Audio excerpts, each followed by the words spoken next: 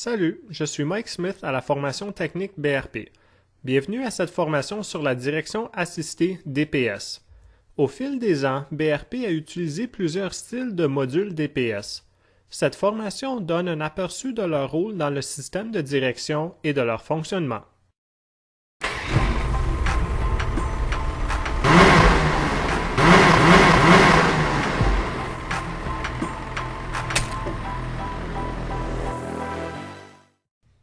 Cette formation présentera un aperçu de l'opération, des composantes, des connexions électriques et de quelques conseils techniques lorsque vous travaillez sur des véhicules à direction assistée.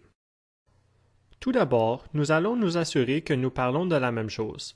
La direction assistée dynamique, ou DPS, accomplit les mêmes tâches que la direction assistée électronique disponible sur les véhicules d'autres fabricants. Voyons comment fonctionne le DPS. Le DPS offre une servodirection variable pour le pilote en adaptant le niveau à la vitesse du véhicule. À une vitesse inférieure, l'assistance est augmentée pour faciliter la direction, tandis qu'à une vitesse plus grande, elle est réduite pour une sensation de direction plus authentique. Enfin, sur certains modèles, il est possible de choisir entre 3 modes d'assistance de direction pour correspondre aux préférences de chaque utilisateur. Le délestage est la réduction automatique du module DPS. Il peut varier de 100% ou de l'assistance complète à 0%, signifiant aucune assistance, quel que soit le mode DPS choisi par le conducteur. Le délestage protège le module DPS de la surchauffe lorsqu'il est fortement sollicité, généralement dans des situations telles que en terrain accidenté, en terrain rocheuse, lors de l'utilisation d'ensembles de chenilles ou de charrues, lors de manœuvres à faible vitesse, comme dans un stationnement, ou lorsque la tension de la batterie est faible. Le niveau d'assistance normale revient lorsque les conditions d'utilisation reviennent à la normale et que la température du module DPS interne diminue et ou lorsque la tension de la batterie augmente. Maintenant, voyons ce qui est à l'intérieur d'un module DPS.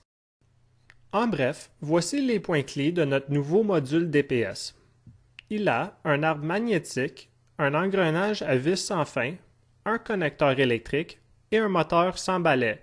Il possède également un capteur d'angle de braquage intégré en option, lorsqu'il est requis pour une utilisation avec un système de stabilité.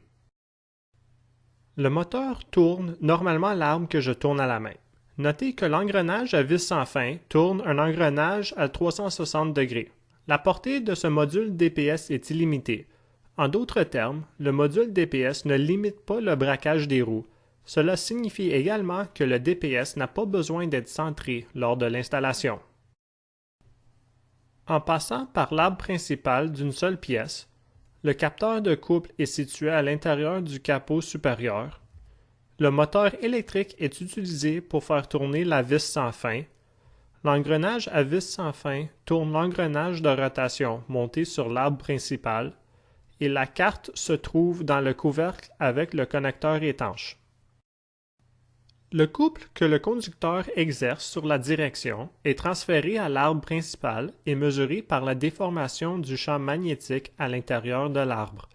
Le capteur de couple mesure ces changements.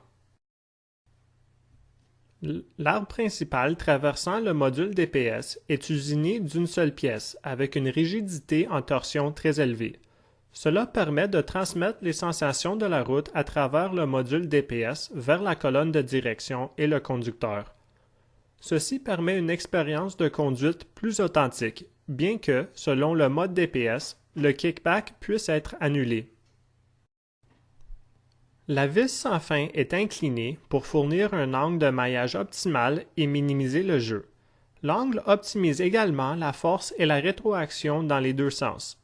L'inclinaison permet également de tourner la colonne de direction sans utiliser le moteur DPS, en cas de défaillance du module. Pour faire simple, ce module DPS ne dispose qu'un seul connecteur électrique. L'électronique est montée dans le boîtier du module DPS. L'utilisation d'un moteur sans brosse contribue grandement à dissiper la chaleur. BRP utilise également le module DPS à 3 connecteurs. Ce module peut être résumé comme suit. Utilisation d'un arbre magnétique pour calculer le couple de braquage. Utilisation d'un engrenage à vis sans fin pour entraîner l'arbre de direction en ayant 3 connecteurs électriques et l'utilisation d'un moteur à brosse typique. Normalement, le moteur tournerait l'arbre que je tourne avec un tournevis. Notez les arrêts de ce module DPS. La plage de braquage est limitée par le mécanisme interne. Il est donc très important de s'assurer que le module DPS est centré avant de le connecter au reste du système de direction.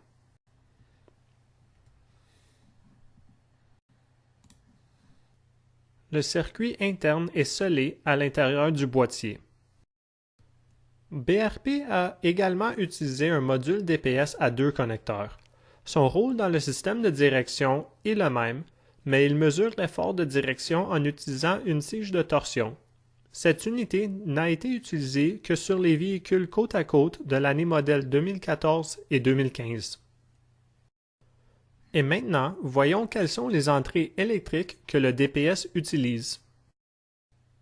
Tous les modules DPS ont les mêmes raccordements électriques. La puissance peut être fournie par plus d'un fil, l'alimentation commutée pour allumer le module, les connexions CAN High et CAN Low pour connecter le module au réseau CAN, et la masse qui peut être fournie par plus d'un fil. Afin de déterminer le niveau d'assistance à fournir, le module DPS utilise le régime du moteur ainsi que la vitesse du véhicule et d'autres entrées de conduite dynamique, selon le cas, à partir du réseau CAN. L'entrée du capteur de couple d'arbre principal, mesurée par la force de direction que le conducteur exerce. La tension du système électrique. Si la tension du système électrique chute en dessous d'un seuil, le DPS commence le délestage ou à se déactiver. Et la température interne du module DPS. Et enfin, quelques conseils que vous devez savoir quand vous travaillez sur des unités avec DPS. Il est très important de suivre la séquence de serrage dans le manuel de réparation. Cette séquence garantit que vous n'induisez pas un couple fantôme dans le DPS en raison de composantes de direction mal alignées. Lorsque vous êtes connecté à BODS, effectuez toujours les mises à jour DPS disponibles. Comme précaution générale, gardez tout ce qui est magnétique éloigné de la colonne de direction et du module DPS. Pensez à vos plateaux magnétiques pour boulons. Cela est également vrai pour faire de la soudure. Ne mettez pas la masse d'une soudure près du module DPS. Effectuez toujours les réinitialisations appropriées du module DPS conformément aux procédures décrites dans le manuel de réparation. Il y a beaucoup à savoir sur les systèmes DPS sur les produits BRP. Recherchez le sujet dans le centre de connaissances et les manuels de réparation applicables pour obtenir des informations sur des modèles spécifiques.